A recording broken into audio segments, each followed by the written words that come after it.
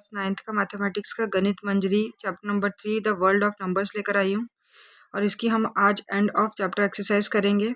तो चलिए शुरू करते हैं। फर्स्ट क्या है, convert the following rational number in the form of terminating decimals और non terminating and repeating decimals which ever the case में be by the process of long division. Long division से करके बताना है, लेकिन मैंने आपको इससे पहले वो भी बताया था कि आप डायरेक्टली भी पता कर सकते हो कि टर्मिनेटिंग है नॉन टर्मिनेटिंग। जैसे 3/50 है, ठीक है, ये क्या है 3/50 को क्या लिख सकती हूँ ब्रेक करके, 2 5 10, 10 5 50। देखो नीचे क्या बोला था मैंने कि डिनोमिनेटर में 2 और 5 होंगे तो वो क्या हो जाएगा, टर्मिनेटिंग होगा। तो यहाँ पे 2 और 5 दोनों है तो ये टर्मिनेटिंग है। लेकिन हमें क्या बोला लॉन्ग डिवीजन से करने के लिए, तो लॉन्ग डिवीजन करते हैं। ऊपर 3 आ गया, यहाँ पे क्या आ गया 50 आ गया। 50 के टेबल में 3 नहीं आता तो 0 पॉइंट लगाएंगे। 30 हो गया, 30 भी नहीं आता तो 0 1 लगाए, यहाँ पे 0, ठीक है। तो 56 से कितना होता है, 300 होता है। खत्म हो गया। तो ये क्या आ गया 0.06 आ गया, ठीक है। कितना आ गया 0.06 आ गया। अब वैसे 2/9 को करना है। अब 2/9 क्या है, आपको 2/9 9 दिख रहा है आपको, ठीक है। देखो तो 2/9 को अगर मैं आपको ऐसे करके दिखाऊंगी शॉर्टकट से, तो 2/9 में देखो 2/9 को क्या लिख सकते हैं, 3 × 3 लिख सकते हैं। नीचे ना 2 है ना 5 है, ठीक है। तो इट मीन्स ये क्या नॉन टर्मिनेटिंग है। अब मैंने क्या बोलता है, अगर 3 होगा तो 3 क्या होता है, रिपीट करता है डिजिट को, ठीक है। तो ये क्या हो जाएगा, non terminating and repeating decimal होगा। लेकिन फिर भी हम एक बार क्या करते हैं, इसको लॉन्ग डिवीजन से करके देखते हैं। 2/9 को 2 यहाँ पे आ गया, 9 यहाँ पे आ गया। 9 के टेबल में 2 नहीं आता तो 0 पॉइंट लेंगे, यहाँ पे 0 होगा। 9 2 से कितना हो गया 18 हो गया। यहाँ पे 2 हो गया, पॉइंट लिया 0। 9 2 से कितना हो गया 18, फिर 2 पॉइंट लिया 0। 9 2 से कितना हो गया 18। तो ये क्या हो रहा है, रिपीट हो रहा है, रिपीट हो रहा है। तो ये क्या हो जाएगा 0.2 और उसके ऊपर क्या लगा देंगे, बार लगा देंगे, ठीक है। तो ये क्या हो जाएगा हमारा, ये हमारा क्या हो जाएगा, नॉन टर्मिनेटिंग हो जाएगा। तो पहला वाला क्या हो जाएगा हमारा, टर्मिनेटिंग हो जाएगा, टर्मिनेटिंग नंबर हो गया, ठीक है। और जो सेकंड वाला हुआ वो क्या हुआ हमारा, non terminating, non terminating and repeating, ठीक है, रिपीटिंग डेसिमल, ठीक है। फर्स्ट क्वेश्चन आ गया समझ में आपको, ठीक है। सेकंड पे चलते हैं। सेकंड पे बोला है कि prove that √5 is an irrational number. हमें प्रूव करना है कि √5 क्या है, इरेशनल नंबर है। हमें तो पता है कि √5 इरेशनल नंबर होता है, ठीक है ना, लेकिन हमें अब इसे प्रूव कैसे करना है, ठीक है। तो बहुत इंपॉर्टेंट क्वेश्चन है। हम क्या करेंगे कि हम लिखेंगे let us assume that √5 is a rational number,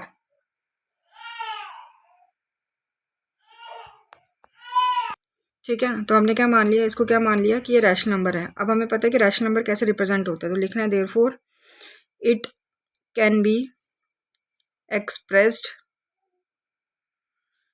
in the form a/b लिख दो, ठीक है। और a और b क्या है हमारे, वेयर लिखना है कि where a and b are coprime integers. क्या लिखेंगे, को प्राइम इंटीजर्स लिखेंगे।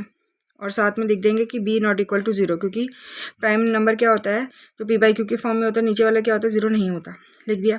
अब आपको पता होगा कि को प्राइम नंबर क्या होता है। तो को प्राइम नंबर वो नंबर होते हैं जिनका क्या होता है, फैक्टर क्या होता है, उनमें कॉमन फैक्टर क्या होता है, 1 होता है, 1 के अलावा कुछ नहीं होता। जैसे मैंने ले लिया 4 और 5, ठीक है। ये दोनों किसके टेबल में आते हैं, 1 के टेबल में आते हैं, और किसी के टेबल में कॉमन नहीं है ये, ठीक है ना। तो इनका कॉमन फैक्टर क्या हो गया, 1 हो गया। यहाँ पे लिख दो, ठीक है, कि ए और बी हमने वो लिया, ए और बी हमने ऐसे रैशनल नंबर लिए जो क्या है, को प्राइम है। और को प्राइम है तो को प्राइम है तो इसका मतलब क्या है कि उनके कॉमन फैक्टर क्या है, 1 है। तो लिखना है having no common factors other than 1, ठीक है, लिख दिया, ठीक है। अब √5 को रिप्रेजेंट करो p/q की फॉर्म में। तो √5 इक्वल टू क्या लिया था हमने, a/b माना है, ठीक है। अब इसको सॉल्व करते हैं। तो हम क्या करेंगे, स्क्वायरिंग बोथ साइड करेंगे, ठीक है। वो स्टेप 1 था, अब ये स्टेप 2 हो गया हमारा, ठीक है ना। स्टेप 2 क्या हो गया हमारा, कि स्क्वायरिंग बोथ साइड। तो हमें क्या मिला, √5 का स्क्वायर करेंगे और यहाँ पे a/b का स्क्वायर करेंगे, ठीक है। तो क्या हो गया, स्क्वायर से रूट कैंसिल आउट हो गया, तो ये हो गया 5। और यहाँ पे क्या मिला, a² मिल गया, ठीक है। अब आप यहाँ पे क्या करो, b को इधर भेज दो, तो ये हो जाएगा 5b² is equal to a² हो जाएगा। और b square is equal to क्या हो जाएगा ए स्क्वायर अपॉन 5। यहाँ से हमें क्या पता चल रहा है, यहाँ से हमें क्या पता चल रहा है, यहाँ से हमें ये पता चल रहा है कि ए स्क्वायर क्या है, डिवाइड हो रहा है 5 से। ठीक है, ए स्क्वायर इज डिविजिबल बाई 5 हो रहा है, मतलब ए की जो वैल्यू है वो 5 क्या कर रहा है, उसको डिवाइड कर रहा है। ठीक है, तो लिखना है कि ए स्क्वायर इज डिविजिबल बाय 5। ठीक है ना, जैसे मान लो कि ए की वैल्यू आई हमारी 5, तो ये हो गया 5 का स्क्वायर और अपॉन 5, तो 5 का स्क्वायर कितना होता है 25, 25 अपॉन 5 कितना हो गया, कट गया 5 ही आया है ना। तो मतलब अगर ए स्क्वायर डिवाइड हो रहा है 5 से तो ए भी तो डिवाइड हो जाएगा ना, क्योंकि ए अगर ए बाई 5 लिखूंगी, ए मैंने क्या ले रखा है 5, तो 5 बाई 5 लूँगी तो क्या हो जाएगा 1 आ जाएगा ना। तो मतलब इसका ये मतलब हुआ कि therefore A is also divisible by 5। ठीक है, इतना समझ में आ गया, मतलब हमने यहाँ से क्या निकाल दिया, ए का कॉमन फैक्टर निकाल दिया, एक और 5 निकाल दिया। ठीक है, इतना समझ में आ गया। अब क्या करेंगे, अब हमें बी का निकालना है, तो हमें ए की जगह कुछ और पुट करना पड़ेगा। तो हम ए की जगह के ले लेंगे 5c ले लेंगे, क्योंकि अभी तो हमने किया कि ये जो 5 है वो डिवाइड कर रहा है ए को, तो हम ए को क्या लिख सकते हैं 5c लिख सकते हैं, लिख सकते हैं। तो यहाँ पे देखो, यहाँ पे पहले इक्वेशन लिख दो 5b square equal to a square, 5b square equal to a square. ठीक है, और अब हमने क्या लिखा, लिखा हमने कि since 5 divides a, we can write a equal to 5c। ठीक है, a की जगह क्या लिख दिया 5c, और 5c क्या है, फॉर सम इंटीजर है, वो कुछ कोई इंटीजर है, कोई भी इंटीजर है। ठीक है, c है। ठीक है, अब देखो इसमें हमने क्या डालना है, a की जगह 5c डालना है, तो लिखो 5b स्क्वायर, a की जगह डाला मैंने 5c और स्क्वायर था तो स्क्वायर लगाया। ठीक है, सॉल्व करो, ये हो गया 5b स्क्वायर, 5 का स्क्वायर कितना होता है 25, c का स्क्वायर क्या होता है c स्क्वायर। ठीक है, अब यहाँ से देखो, यहाँ से हमें क्या निकालना है, बी स्क्वायर का निकालना है, तो 5b स्क्वायर 25 नीचे आ जाएगा डिवाइड में, इक्वल टू क्या हो गया c स्क्वायर हो गया। ठीक है, अब देखो ध्यान से, ये हो गया 5 5 सा, तो ये हो गया b square upon 5 equal to क्या हो गया c स्क्वायर। इसका मतलब b स्क्वायर को भी क्या कर रहा है, b स्क्वायर भी डिविजिबल है 5 से, है ना, समझ में आ गया ना। तो b स्क्वायर क्या है, इज डिविजिबल बाई 5, तो b स्क्वायर अगर डिविजिबल है 5 से तो b भी क्या हो जाएगा, डिविजिबल हो जाएगा 5 से। मतलब हमें पता चल गया कि b, अब 5b का भी क्या है, कॉमन फैक्टर है। ठीक है, हमने अभी क्या पढ़ा था, अभी हमने क्या पढ़ा कि हमने ए बी जो लिए थे वो क्या लिए थे, कोप्राइम नंबर लिए थे, यहाँ लिखा था ना कोप्राइम नंबर लिए थे, मतलब इनका कॉमन फैक्टर क्या होगा 1। लेकिन जब हमने निकाला तो ए और बी के क्या आ रहा है, 5 भी तो कॉमन फैक्टर आ रहा है। ठीक है, तो इसमें कॉन्ट्राडिक्ट आ गई कि जो हमने एज्यूम किया था ए और बी कोप्राइम, वो तो गलत ही हो गया। ठीक है ना, तो यहाँ से क्या लिखेंगे, यहाँ से क्या लिखेंगे कि this contradiction has arisen because our incorrect assumption। ठीक है, हमारी इनकरेक्ट assumption से कि क्या assume किया था, हमने assume किया था कि √5 इज रैशनल। ठीक है, सो हेंस क्या हो जाएगा, hence √5 is irrational number. Clear हो गया, क्लियर हो गया, बहुत ही इंपॉर्टेंट क्वेश्चन है। ठीक है, ऐसे ही आप √2 का ट्राई करना। ठीक है, अब आगे नेक्स्ट में क्वेश्चन नंबर थर्ड में, क्वेश्चन नंबर थर्ड में हमें क्या बोला हुआ है कि convert the following decimal number in the form of p/q में फॉर्म में चेंज करना था, रैशनल नंबर में चेंज करना है इनको। तो 12.6 है, ना कोई आगे बार लगा है, ना ही डॉट डॉट डॉट डॉट लगा है, तो मतलब टर्मिनेटिंग नंबर है। तो टर्मिनेटिंग नंबर है तो इसको हम डायरेक्टली कर सकते हैं, कैसे कर सकते हैं, इसको लिखेंगे 12.6, पॉइंट के बाद एक नंबर है तो पॉइंट को हटा दो, कितना आ जाएगा नीचे 10, तो कितना हो गया 126 अपॉन 10 आ गया। ये 2 की टेबल से करो, 2 की टेबल से करो, 2 की टेबल से डिवाइड करो, 2 5 10 और 2 63 जा, तो कितना आ गया इसका 63 अपॉन 5 आ गया p/q फॉर्म। ठीक है, नेक्स्ट में देखो, नेक्स्ट में क्या दे रखा है 0.0120, पॉइंट हटाओ, पॉइंट के बाद कितने हैं 4 हैं, तो कितने आ जाएंगे 0, 1 2 3 4 आ जाएंगे। अब इसको क्या लिख सकती हूँ, मैं लिख सकती हूँ 0 हटा दो तो 120 अपॉन 4 0।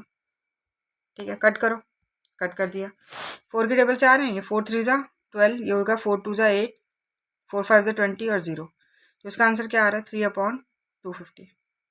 ठीक है, ये भी क्या आ गया p/q की फॉर्म में आ गया।